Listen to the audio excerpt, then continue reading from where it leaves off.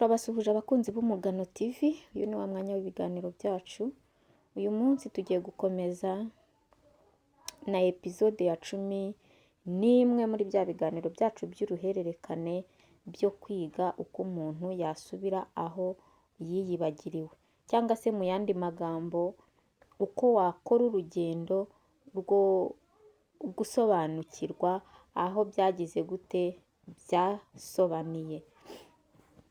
Hari igihe umuntu abaho mu buzima uyu munsi, ariko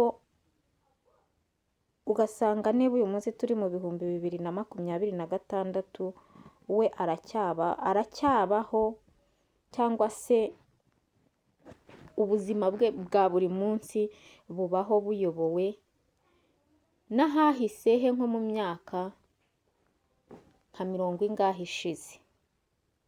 Aya ma episode rero y'ibiganiro agambiriye kudufasha kugira ngo dusobanukirwe ibyo turimo kubamo none, isano byaba bifitanye n'ahahise hacu. Uyu munsi rero tugiye kureba ikiganiro gishishikaze cyane nk'uko twabibararikiye ubushize, ikiganiro kivuga ngo ni gute wareka kubaho uhora utegereje ikibi, uhora witeze ikibi, ibyo bita mu gifaransa hypervigilance, guhora mbese uri maso, umeze nkaho hari ikintu kibi witeze, mbese umeze nk'urinze umutekano. Usanga hari umuntu uvuga uti nta kintu kibi kiri kuba, ariko ntago nshobora gutuza, ntago ndimo kubasha kugira umutuzo muri njyewe. Undi ugasanga aravuga ati iyo telefone isonnye umutima uhita usimbuka. Ndetse hari n'abahora biteguye ko hagira ikintu kibi gishobora kubaho, kabone n'iyo ibintu byose uko bigaragara byaba rwose bimeze neza. Niba rero nawe ujya wiyumva muri izi kezi tumaze kuvuga hano, ushobora kuba ubana n'icyo abahanga bita hypervigilance, ni ukuvuga kubaho uhora uri maso cyane, utegereje ko hagira ikibi kibaho kugira ngo ukomeze wirinde. Uyu munsi rero tugiye kuganira ku mpamvu ibi bintu bibaho, n'uko ushobora kongera kubona amahoro yo mu mutima, ukabaho utuje, udahora ukangutse, kugira ngo urinde umutekano w'ibidahari. Ikaze rero ku Mugano TV, mwicare mutere agatebe, niba utarakanda subscribe uyikande kugira ngo ibiganiro byacu bijye bikugereraho igihe tukibishyiraho. Hypervigilance rero, cyangwa se guhora uri maso wikanga ikibi, iki kintu ni igiki? Hypervigilance ni igihe umuntu ahora yiteguye ibyago nubwo nta byago ako kanya arimo kubonesha amaso. Ni ukuvuga ngo nta byago bihari ako kanya. Ahangaha umubiri n'ubwonko bikomeza gukora nkaho ugomba kwirwanaho. Uhora nyine wumva ufite ikintu cyo gushaka kwirwanaho, nkaho hari ikintu gishobora kubaho ako kanya kimenasa ubuzima bwawe. Ntabwo ari uko umuntu aba ashaka kuba hatyo, ahubwo akenshi ni uko aba yarabaye igihe kirekire muri situwasiyo ahura n'ibyamutozaga guhora agize ate, ahora yirinze. Bya bindi tuvuga guhora ugenda ku magi, kwa kundi umuntu ahora agenda urumva nyine kugenda ku magi, marishe sireze. Ni ukuvuga ngo umuntu ugenda ku magi ni ukugenda yibombaritse, nawe urabyumva ngo atagira gute, atayamena. Yabayeho igihe kinini ameze muri ubwo buryo, ahora ari maso ngo bitagenda gute, bitagenda gutya, atazi icyo gukora n'icyo kureka, ku buryo ibyo bintu byabaye nk'akamenyero muri we. Yabayeho ahora arinze umutekano we kubera situwasiyo runaka yarimo. Ibi rero bibaho kubera ko iyo umuntu yabaye mu mubano urangwa na manipulation akenshi cyangwa iterabwoba cyangwa ihohoterwa ryo mu mutwe, ni ukuvuga abus psychologique, aba atazi igihe ibintu bishobora guhindukira. Nyine ntabwo aba azi ikintu ashobora gutegereza isaha ku isaha, ibintu bishobora guhinduka akaba yagirirwa nabi. Ashobora kuba yaramenyereye guhora asoma ku isura y'umuntu, uwo muntu umukorera ibyo byose bibi, kugira ngo nyine amusomemo icyo agomba kumwitegaho. Gutega amatwi ijwi rye, mbese ahora ashaka, aba ameze nka FBI. Ahora mu mitekerereze ye ameze nka antene zidetegita ikintu kibi gishobora kumenasa ubuzima bwe. Muri iyi situation yahoraga yitondera amagambo yose ari ayo avuga, akayayungurura neza kugira ngo adakoma rutenderi, n'ayo abwirwa kandi akayayungurura kugira ngo amenye ikigize gute, icyihishemo. Cyangwa se yahoraga wenda yibaza ati uyu munsi noneho aramera ate, uyu munsi noneho ese uri bwire. Ibi rero uko byagiye buhoro buhoro bimubaho, ubwonko bwagiye bwiga ko guhora ari maso ari bwo buryo runaka, ari nabwo buryo bukomeye bwo kugira ngo arinde umutekano we, ari nabwo buryo bwo kubaho. Uyu muntu rero iyo avuye muri uyu mubano urangiye, usanga ubwonko bwe bushobora guhora bukomeza gukora nk'aho akiri muri ya situation kubera cya gihe yabimazemo, ukagira ngo ibyago biracyamuri hafi. Hari ikiganiro nigeze gutegura hano kuri channel cyavugaga igihe umuntu amara muri relationship irimo manipulation, ingaruka bishobora kugira.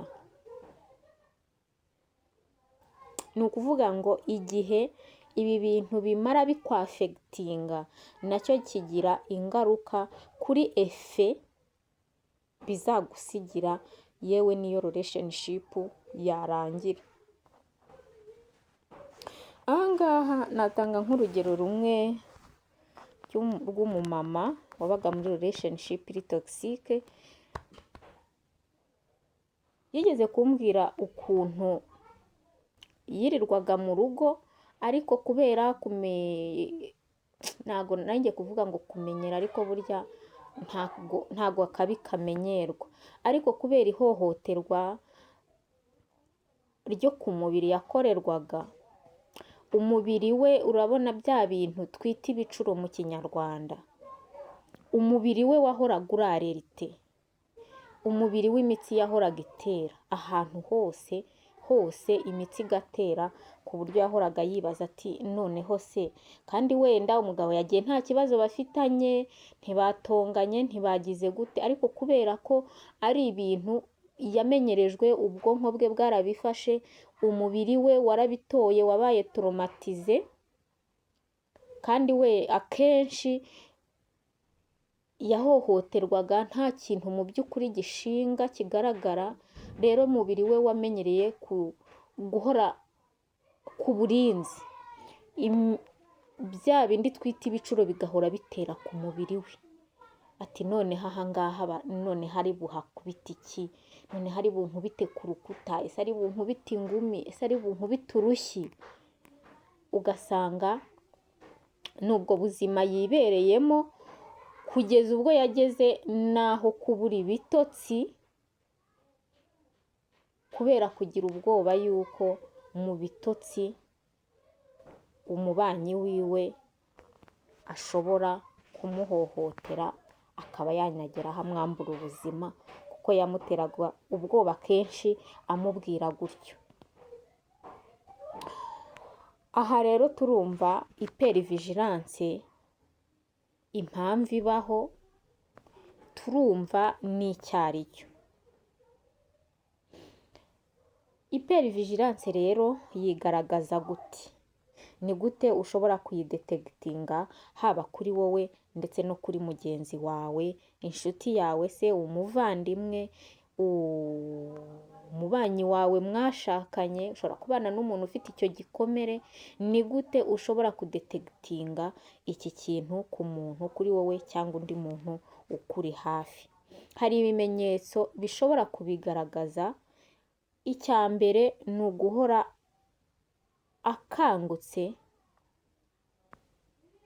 cyangwa se mbese n'iyo asinziriye asinzira adasinziriye, ku buryo agasaku gatoya gahita karerita serivo ye agahita aba maso. Bivuze ngo ntago aba asinziriye, akantu gato gusa gakomye, agasaku gato, umubiri uhita ukanguka, ubwonko bugakanguka, mbese ahora ameze nk'uri ku burinzi. Ikindi ni uguhora atekereza ko hari ikibi gishobora kuba kigiye kubaho, kandi mu by'ukuri nta kimenyetso kigaragara kiri tangible gituma atekereza ibyo. Icya gatatu ni uko bimugora gutuza cyangwa kuruhuka. Ahorana umujagararo, ntago ajya yumva atuje, ntajya yumva aruhutse, haba mu bwenge ndetse no mu marangamutima ye. Icya kane, ahora asesengura cyane amagambo cyangwa imyitwarire y'abandi. Ni wa muntu aha hantu mpategura, ahubwo nabonye ko abantu benshi bashobora kuba bafite ihungabana, ndakurahiye. Uzasanga uyu muntu iyo muri kuganira nta kibutekereza, ntaki, ariko aba agerageza kugira gute? Kugusoma. Ibyo umubwiye ashobora kutabifata nk'uko ubimubwiye, ahubwo we akagerageza gusoma ibyihishe inyuma y'ibyo uri kumubwira. Mbese asesengura buri jambo ryose undi muntu amubwiye. Icya gatanu ni ukugorwa no kwizera abandi bantu, ndetse n'iyo nta kimenyetso cyaba gihari kibi kuri abo bantu. Ibi si uko rero umuntu aba afite ubwoba bwinshi, ahubwo akenshi buba ari uburyo umutima wawe ugerageza kukuri. Ibi rero bigira ingaruka nyinshi ku mubiri w'umuntu cyangwa se ku muntu muri rusange, haba mu mitekerereze ye, haba mu marangamutima ye, ndetse na fizikoma hagira iyi ngaruka zimugeraho. Hari ukubaho ahora afite umunaniro kubera ko ntajya aruhuka. Mu by'ukuri umuntu ashobora kuba aruhutse ku mubiri, ariko ugasanga umutima we uhora umeze nk'umuhagazemo, niko mu kinyarwanda tuvuga. Ibi bishobora kugira ingaruka rero ku buzima bwe bwite, hakaza ingaruka ku mibanire no ku byemezo afata, kuko urumva niba ubwonko butaruhutse ntatekereza neza. Ashobora kuba wa muntu w'inkomwa hato, ashobora kuba wa muntu uvoma hafi. Kubera iki? Kubera bwa bwonko butajya bufata igihe cyo kuruhuka. Mbese cyangwa se agahorana ikintu cy'umunabi, umushiha, ibintu nk'ibyo. Hari n'igihe rero atangira no kwirinda amahirwe meza, kubera gutinya ko ibintu bishobora kugira gute? Kwihindukiza bikamubabaza, kandi mu by'ukuri nta kibi kuri ubu ngubu ari kubibonamo. Mbese ahora atinya turunira ibintu bishobora kugira. We ntabwo abona ibintu biri imbere ye, ahora ashaka ikintu kibi kindi cyaba cyihishe inyuma y'icyo kintu cyiza ari kubona. Niba rero usanze ufite iki kibazo cyangwa hari umuntu uzi ugifite, ni gute watangira kongera kwihingamo umutuzo muri wowe, cyangwa se ni gute wafasha uwo muntu? Intambwe ya mbere ni ukwemera ko ibyo bintu wumva bifite impamvu. Burya ikintu utaremera byanga bikunda gihora aho ngaho nyine. Ikintu utemera ko kiriho nta n'icyagikuraho, nyine gikomeza kuba aho ngaho. Ntugahure wibwira ko uri umuntu ufite ikibazo, ahubwo ushobora kwibaza uti ese ndimo gusubiza, mbese uburyo ndi kwitwara kurimo gusubiza ibirimo kubaho ubu, cyangwa ndimo gusubiza ku bikomere byo hambere by'ahahise hanjye.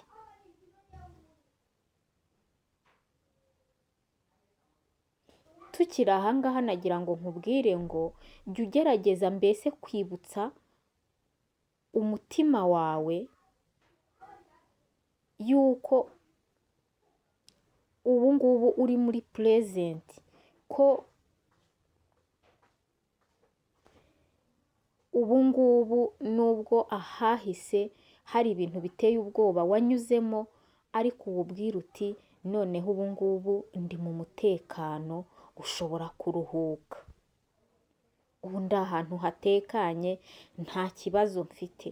Aha ngaha niho haba otogerizo, kwicara muri bya bihe urimo uratembera, kwiga gukoresha ubwonko bwawe n'umutima wawe kugira ngo ubimenyereze gutuza.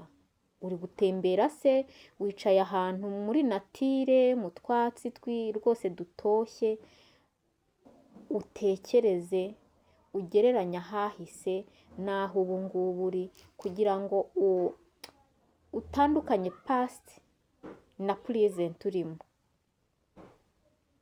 kugira ngo umutima n'ubwonko bitangire kumenyera ko aho biri ubu ngubu noneho hatekanye, nta kibazo, nta giteye ubwoba cyo guhora birinze umutekano. Niba rero ukoze ubu ngubu, niba ibi ngibi bikomeje kukubaho nyuma y'uko ugerageje bino bintu ugakomeza kubangamirwa, witinya gushaka ubufasha, kuko ntago gukira nk'uko mpora mbivuga, ntago ari ugukura ibyakubayeho mu mutwe. Nk'uko twabivuze ubushize, ni ukureba uburyo ushobora kubana nabyo, ukabana nabyo mu mahoro, ariko uzi neza ko ari ibintu byahishe, byashize, bitagiteye inkeke, bitagifite icyo byagutwara. Ukabana nabyo mu mahoro, bikafata umwanya wabyo, na preza yawe cyangwa se ubuhawe hagafata umwanya waho. Ni ukwigisha umutima wawe ko utagikeneye kubaho uhora umeze nk'uri ku rugamba, umeze nk'aho hari ibyo uhanganye nabyo, kandi hejuru y'ibi ugerageze kwemera gufata umwanya wo kuruhuka, umwanya wo gutembera, umwanya wa siporo, mbese umwanya wo kwirangaza no kongera kwitoza kubaho ubuzima buri normal.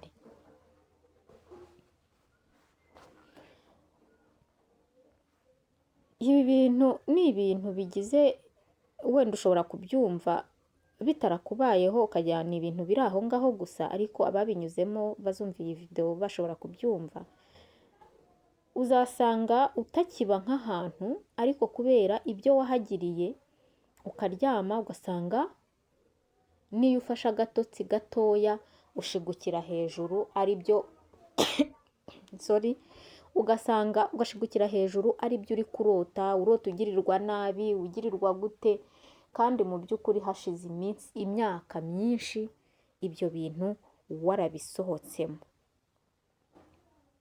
Hari umwitozo rero ngira ngo mbasigire kugira ngo ukore ku giti cyawe. Fata ka gakayi kawe nyine k'umugano, wandike ibintu byibuze bitatu bikunze gutuma wumva uhagaritse umutima.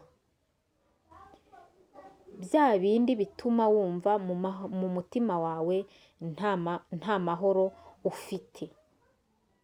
Wibaza uti ese mu by'ukuri ibi bintera ubwoba ni ibiri kuba ubu ngubu cyangwa ni ukubera ibyo nanyuzemo? Uyu mwitozo ushobora gutangira kugufasha gutandukanya ahahise ndetse n'ubu ngubu hawe. Nsoza rero nagira ngo nkubwire ngo niba uhora witeguye ikibi, nyine uhora kuri ubwenge bwawe n'umutima bihora ku burinzi, ntago bisobanuye ko uri umuntu ufite intege nkeya, ntago bisobanuye ko uri umuntu utabasha guhindura paje y'ubuzima ngo uve kuri paje imwe ujye ku yindi. Ntago burya kugira ngo igitabo kikuryohere cyangwa se kugira ngo umenye ibikirimo, ntago icy'ingenzi ari ukwihutisha amapaje ngo uyarambure vuba. Ndibuka hano meze nibuka umwana twiganaga ukuntu yajyaga ananirwa kwiga.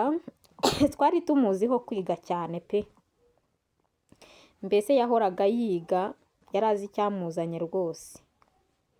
Noneho hari igihe yananirwaga n'ikayi akananirwa kuyishyira hasi akayirambura akayikorera, hari ukagira ngo umutwe we uragenda usoma ibyanditse kuri ayo mapaje yikoreye. Ubu rero sinzi ukuntu mpise nkibuka kari akanyuzemo, ariko ntago kwihutisha amapaje y'igitabo ari byo bituma kirangira cyangwa cyumvikana. Ntago rero ari intege nkeya ufite, ahubwo birashoboka ko ari umutima wawe wamaze igihe kinini ugaragaza kukurinda kubera ibintu bikomeye wanyuzemo, urugamba rugukomereye wanyuzemo, bya bintu warwanye nabyo ukabimaramo igihe ugahora wirwanaho kugira ngo usavayivinge muri iyo situwasiyo.